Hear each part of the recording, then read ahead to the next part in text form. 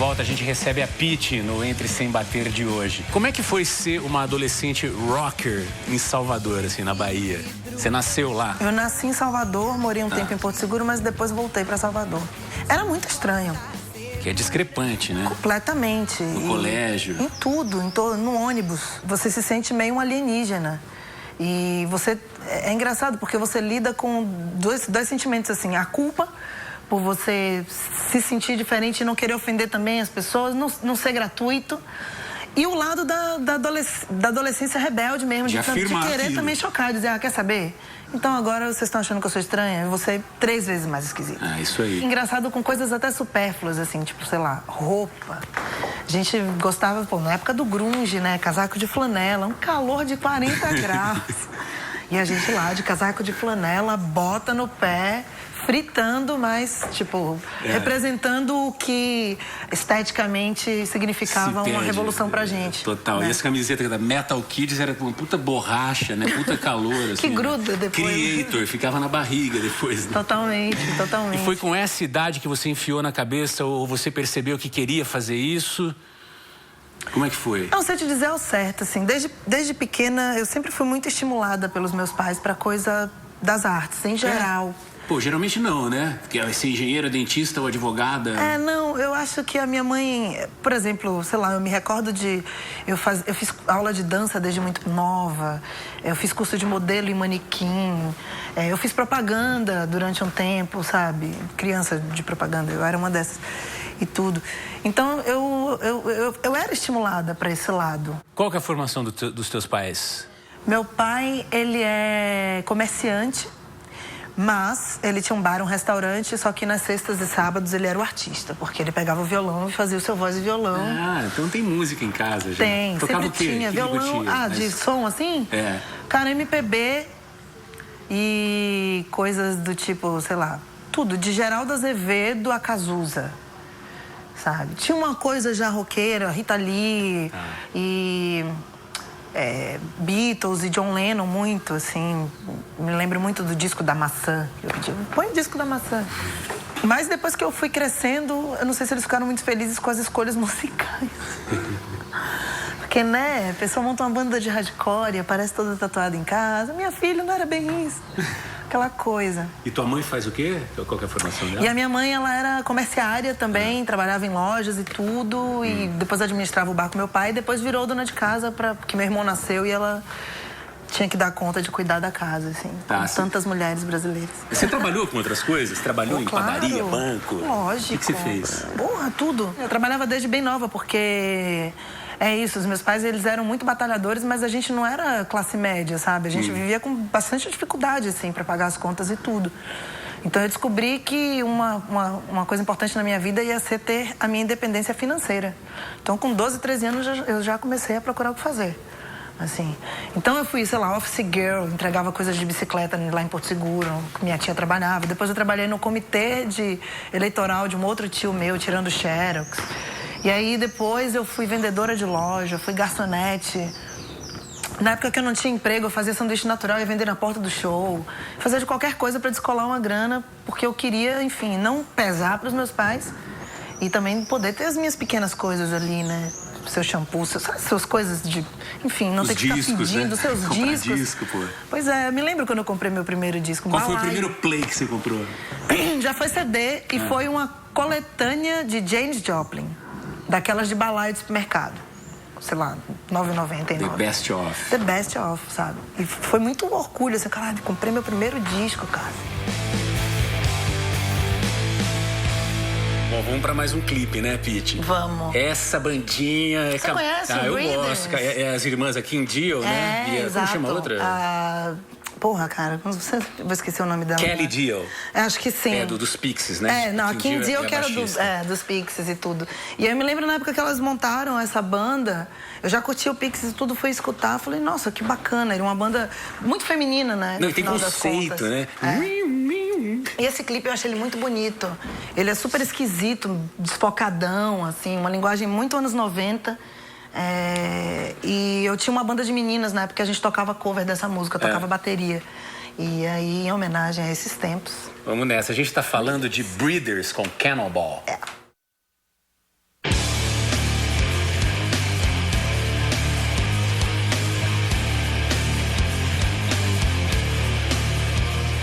volta aqui no Entre Sem Bater, hoje recebendo a Pitty. Vem cá, eu não gosto de ficar olhando na internet a história dos outros para conversar, que eu acho que flui mais espontaneamente. Mas eu dei uma sapeada agora antes de você chegar. Você fez faculdade de música, procede isso? Eu fiz UFBA. Não cursei tudo o que eu gostaria, nem o que precisaria, porque aí eu acabei saindo para vir gravar o disco, né? Foi bem na hora, assim, foi uma reviravolta na vida. Mas eu estudei, fiz a primeira vez, não passei porque... Tem aptidão? É difícil, não é? Não é você gostar de música, você tem que saber música, você tem que saber ler e escrever. É engraçado que na aptidão eles pedem coisas que deveriam ensinar na facul, né? Na época eu ficava revoltada. Mas eu tô aqui pra aprender. Mas existe um mínimo de requisito que você tem, um mínimo de alfabetização musical que você precisa ter pra... É a aptidão, né? O nome é esse mesmo. Mas fala uma coisa, quanto tempo você ficou lá nessa facul? Cara, se eu não me engano, foram 3 semestres, eu acho. Um ano e meio. Um ano e meio. Por aí. Tá, eu tô surpreso, porque, aliás, surpreso com mais coisas. Os sons que estão ali atrás, é coisa tua, do Duda, né? Coisa da galera, da gente aqui. Então, muita coisa do Duda, né? Muita mais coisa dele, porque é a casa dele. Tem aqui. coisa que a gente não imagina. Tipo, bom, eu vi o Miles ali, eu vi o George Benson, Beyond the Blue Horizon. Inclusive, Duda foi um cara que me ensinou muito a gostar de jazz. Ele escutava muito por causa dos bateras, que são sempre uns bateras incríveis. E eu acabava ficando fascinada com as melodias e tentando imitar as melodias de sopro com a voz. Esse é o aprendizado, né? Demais. E aí você olha pra Billie Holiday ou pra uma dessas e você fala, claro, era isso que elas faziam. Claro. Incrível. Elas andavam com os caras de sopro e ficavam só ali, só na cola, copiando. É muito abrangente. Quem olha, de repente, às vezes, pro nosso trabalho, pra mim, ou sei lá, vê o estereótipo, não imagina. Mas a coisa é muito maior. Cartola. Mas isso Zé Ramalho. A gente pensa assim, o Stanley do Kiss, o cara curte Tom Jobim, curte Sérgio Mendes, e é onde o cara se alimenta, né, de melodias, tudo. Voltando na faculdade, então esse tempinho que você ficou ali, quer dizer que você tem noção, conhecimento de harmonia, um pouco, essas coisas? Sim, eu estudei já, enfim, já foi bastante pra mim, inclusive me ajudou muito a compor. Pensando justamente em harmonia, em contraponto, em melodia. Porque, na real, os primeiros semestres da faculdade são muito chatos, assim. Porque você aprende todas as regras. E eu ficava possessa na aula. Eu falava com o meu professor de LEM, que é Literatura e Estruturação Musical. E a gente aprendendo contraponto, quintas paralelas. Não pode. Nada pode. E eu ficava louca. E ele, cara, calma. Primeiro, você tem que aprender tudo que não pode, pra depois você subverter essas regras. E eu quero agora. Você vê a música de uma forma muito mais visual, e ver visual é redundante, mas entende? Você vê ela escrita num papel. Ciências exatas, né? Ela é matemática. Aliás, o rock and roll que proporciona a bagunça, na verdade é uma ciência exata. Tem regras ali, não tem? Ramones, os caras têm uma forma pra fazer você querer pular, não é mesmo? Tem uma forma. Que eu não sei se foi racional ou intuitiva. Smells Like Teen Spirit. Foi seu grande finale no Rock in Rio, né? Pois é, acabou sendo ali. Mas eu escolhi esse clipe por uma questão de história, assim, também. Eu sei que ele já passou 1000 vezes em 1000 lugares, mas, assim, além do Nevermind estar completando 20 anos, esse ano é um marco. Esse também foi um dos primeiros videoclipes que eu assisti na minha vida e que me fizeram ter mais coragem de montar uma banda de rock. Então, assim, por conta da história, achei que valia a pena pedir pra passar ele hoje aqui. Vamos nessa, então. Nirvana, Smells... Nirvana em São Paulo, é Nirvana que a gente fala. Nirvana. Em Bauru. Nirvana, Smells Like Teen Spirit.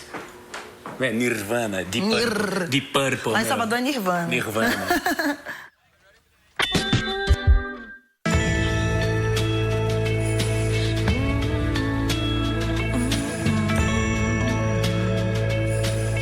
Estamos de volta aqui no Entre Sem Bater, hoje recebendo a Pitty. Quando, assim, no comecinho da tua carreira, você se deu conta, assim, quando é que caiu a ficha que você estava vivendo do que você mais gostava? Acho que foi quando eu pude ter minha casa. Tá. Foi quando eu finalmente consegui parar de pagar aluguel. Sabe, deu aquela sensação de, agora vamos nessa. É uma coisa tão prática, mas é uma coisa que assusta tanto quando você não é independente nesse sentido, você não tem onde cair morto, sabe? É a casquinha, né? O sonho da casa própria. Mas cara. É a sensação, né? É foda, assim, pensar nisso, mas eu sabia que eu não ia ter pra quem pedir, sabe? Eu não sabia que meus pais não iam... Enfim, era eu comigo mesmo, eu ia ter que, enfim, me garantir na situação. porque senão não ia rolar. Na parte artística, foi quando a gente lançou o segundo disco, assim. O primeiro é sempre aquela guerra de você, enfim, mostrar e todas as concessões que você faz e tudo. O segundo, pelo primeiro já ter rolado direitinho, você vai conquistando mais autonomia, sabe? Artística, inclusive, de dizer, não, isso aqui sim, isso aqui não. Sempre houve autonomia, mas isso vai se fortalecendo e as pessoas vão confiando mais em você. Digo, gravadora, vão confiando mais no que você fala. Já não é só uma garota louca que tá dizendo que o melhor single é o que tem, sei lá, 5 minutos e 3 guitarras pesadas, sabe? Eles já começam a olhar pra sua opinião de uma forma diferente. Tipo, ela acertou lá atrás, vamos ver se pode ser. Agora vai de novo, dar um crédito na coisa. Assim. Sobre essa maturidade ainda, quando a gente começa, é molecagem, é rock and roll, por mais que você quer fazer profissionalmente. O que você aprendeu de importante nessa trajetória toda, que você guardou pra você, que você usa na tua vida, não só pra música, de trabalhar, de ouvir o outro? O que você tem, assim, pra passar, até pra quem tá começando agora essa trilha? Eu aprendi a não julgar, porque a partir do momento que você lança qualquer coisa, você vira uma vidraça. Então você é julgado por tudo. Isso é muito cruel, se você não sabe lidar. Então eu me tornei uma pessoa mais compreensiva com relação ao trabalho do outro também. Entende? Assim, eu comecei quando você está do outro lado, você já não xoxa a coisa de cara, você já para pensar na circunstância, de onde veio aquilo. Você sabe o trabalho que dá a fazer, né? Sim, e você entende que o mundo é muito diferente, que as pessoas são muito diferentes e que ninguém é melhor do que ninguém, sacou? O meu trabalho não é melhor do que a galera do funk e nem da galera do tecnobrega do Pará. Essa é a vivência deles. Eu tenho o direito de gostar ou não. Mas é muita arrogância você dizer o meu é melhor. Melhor pra quem? O que é melhor? Melhor é um conceito pessoal intransferível. Então eu passei a ter muito essa consciência, assim. E aprender a lidar com essa demanda das pessoas, de atenção, enfim, de te idealizarem, de projetarem uma coisa a seu respeito, que não é verdade, mas é o que elas têm. E de lidar com isso de uma forma mais doce. Bom, nós falamos de porrada até agora, né, do rock and roll, mas eu sei que você está terminando um trabalho que o nome tem tudo a ver com a sonoridade, que é o Agridoce. É isso? Até ouvi as meninas brincando lá, que estão falando que é o fofolk, né? Tipo, bobagem, nem ouviram o trampo ainda, né? Não, é que esse lance de fofolk surgiu de uma brincadeira, assim, da gente em casa. A gente começou esse negócio muito despretensiosamente, assim, muito em casa. A banda tirou férias e ficou eu e Martinha aqui em São Paulo, tipo, e aí, vamos fazer o quê? Vamos tocar. E aí a gente tinha o meu piano em casa e o violão. E foi com isso que a gente começou brincando ali, querendo fazer uma coisa mais acústica e tudo. Eu, a fim de voltar a estudar piano. E rolou. E fomos muito, fazendo musiquinha em casa, botando mais MySpace, sabe? Tá, vocês estão em que momento? Já agora masterizaram? Está masterizando agora, na gringa. A gente está, o quê? Em dezembro agora? É isso? Então o disco já foi lançado. A masterização é o acabamento final, né? A hora que você vai botar as frequências todas nos seus lugares. E é a cola. Isso vocês fazem fora do país? Dessa vez sim. A gente já fez aqui, já fez fora. A gente tá masterizando com o Bernie Grundman, que é um cara muito legal para esse tipo de som, assim. Sabe? Aquele som de violão do Johnny Cash.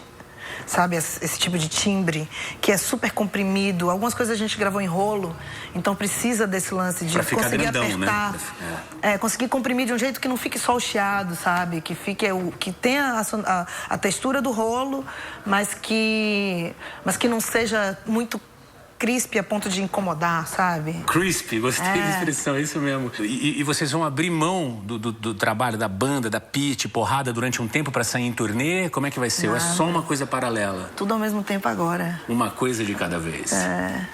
Quero tudo. Porque esse negócio de pronunciar nome de banda, a gente tava falando, né? Aqui em São Paulo, Nirvana, né? Aí em Bauru fala Nirvana, que é o mais próximo do inglês. Em Salvador, vocês falam como? Nirvana. Nirvana, né? Aí Van Halen. O cara de rádio, ele falava, vamos ouvir Metallica. Bicho, fala Metallica. Como é que vocês falam Ramones? É Ramones? Ramones, né? Lógico. O que você escolheu pra gente ver? Eu escolhi o I Wanna Be Sedated por causa do clipe. É um plano sequência muito esperto. Justamente aquelas coisas que você fala, puta, por que eu não pensei nisso antes? É uma câmera parada, os caras sentados na mesa e tudo acontecendo, assim, em volta, atrás e tudo mais. E Ramones, assim, eu tava pensando nisso aqui agora. O Ramones é praticamente um projeto social para as bandas, porque... Serviço de utilidade pública. É possível. É você ser moleque, pegar um instrumento e você conseguir tocar 3 acordes, entendeu? É muito básico e te dá um puta incentivo. Mas, você ao mesmo tirar tempo, algum som. Tem muita disciplina. Eu lembro uma vez o Michael Ramone foi tocar numa rádio onde eu trabalhava, os Intruders, né? A banda dele. Bicho, pra tirar o som do bumbo, o maior capricho, assim, pra chegar naquilo. Tem um som específico, mas a canção, ela existe na mão de uma pessoa que pega uma revistinha de cifra, sabe? É isso aí. Então, acho massa. Acho que incentivou muita gente a montar banda. Total. Você, inclusive, né? Eu também. Você não assistiu Ramones ao vivo? Não assisti. Quando... Não deu tempo? Não deu tempo. Só no além, agora. Então a gente vê agora Ramones ou Ramones, como queiram, I Wanna Be Sedated. A gente aproveita o papo com a Pitty para saber quais são os clipes que ela escolheu aqui no Entre Sem Bater. Tem um Sepultura na manga aí. Você era meio do metal também? Super. Você curte Slayer também? Eu adoro Slayer. Legal. E muitas outras coisas, assim. Eu tinha pôster do Obituary na parede do meu quarto, sabe? E tudo. Sem falar nos clássicos, né? Black Sabbath e tudo mais. Então... E o Sepultura, pra mim, assim, é uma banda brasileira que merece todas as honras, porque os caras foram lá fora, conquistaram um negócio muito grande. E o fato deles terem feito esse disco, que é o Roots... É com o Max no vocal. Ainda é com o Max. Mas eu me lembro, logo quando saiu o disco, assim, o alvoroço que foi pra gente que era fã, porque rolou uma tensão, assim, tipo, meu Deus, botaram percussão. E a galera que é do rock tem um pouco, né, de medo dessa brasilidade, assim, e tudo. E eles tiveram uma puta coragem e eu acho que foi uma experiência super bem sucedida em termos musicais. E esse clipe foi gravado lá em Salvador. Essa parte que ele tá ali embaixo é embaixo do Mercado Modelo, que é o lugar onde ficavam os escravos na época, né? Enfim. E acho um puta clipe, acho um puta disco e Sepultura. É isso aí. Vamos nessa, Roots, Bloody Roots. Tem alguém da banda, dos músicos, que é ratão de estúdio, que gosta de fuçar em Pro Tools, em microfone, Ele, inclusive, já gravou outras bandas aqui, produz outras bandas aqui. O Apolônio gravou aqui, o Macaco Bong fez uma demo aqui. Macaco Bong é insano, né? É muito legal, né? E são todos amigos da gente. O menino da guitarra lá, muito legal. O Caiapi. Ele é demais. Ele é o Hendrix brasileiro pra mim. Já falei isso pra ele. Timbreira, né? Ele é demais. E tem hora que você dá um off, assim, não pensa em nada. Você faz yoga, né? Ouvi você falando agora. Eu pratico yoga já tem um tempo. Não tenho sido muito assídua, mas é uma coisa que vai estar sempre comigo. Você consegue desligar? Consigo. Você dorme com o iPhone do lado da cama, assim? Eu durmo com o iPhone do lado da cama, mas não mexendo. Quieto lá. É difícil pra mim desligar, às vezes. Meu cérebro, ele funciona muito rápido. E às vezes quando eu deito pra dormir, eu tenho insônia por causa disso, assim. Porque a cabeça não para. E são muitas vozes e pessoas e coisas falando e coisas que eu tenho que fazer, e ideias, insights que pintam e tudo. Então, uma cena muito comum é eu deitar pra dormir e 10 minutos depois eu levantar, pegar um papel e caneta, escrever alguma coisa. Isso me alivia. E daí eu consigo depois dormir. Parece que você deposita. Rivotril também, muito bom. Fora papel e caneta, né? Que a Pitty pretende fazer agora? Não sei, cada coisa não tem um projeto assim, megalomaníacos e nem nada. Eu já sou bem feliz de poder viver de música. Quero continuar aprendendo, cara. Quero tocar piano melhor, quero me aprofundar na arte, na música, quero escrever melhor, quero me encontrar mais nisso, me sentir mais plena e mais satisfeita a cada disco que eu fizer, assim. Esse é o meu grande objetivo na vida. Pitty, obrigado por receber a gente aqui. Obrigada também. No Cafofo do Dudão. Sempre, Seja bem-vindo quando quiserem ouvir som, tamo aqui. Só que da próxima vez eu quero entrar lá no estúdio. Eu sei que vocês estão ocupadões aí, terminando o Agridoce, né? Hoje, na verdade, assim, se você quer saber a verdade mesmo, é porque Duda tá capotado lá dentro, que ele fez festa até de madrugada. Eu vi mesmo. Desculpa, a sinceridade. Ali. Tem louça pra lavar, então valeu. Até a próxima, viu? Obrigada. Tchau. Até a próxima. Valeu. Entre sem bater, viu? Até mais.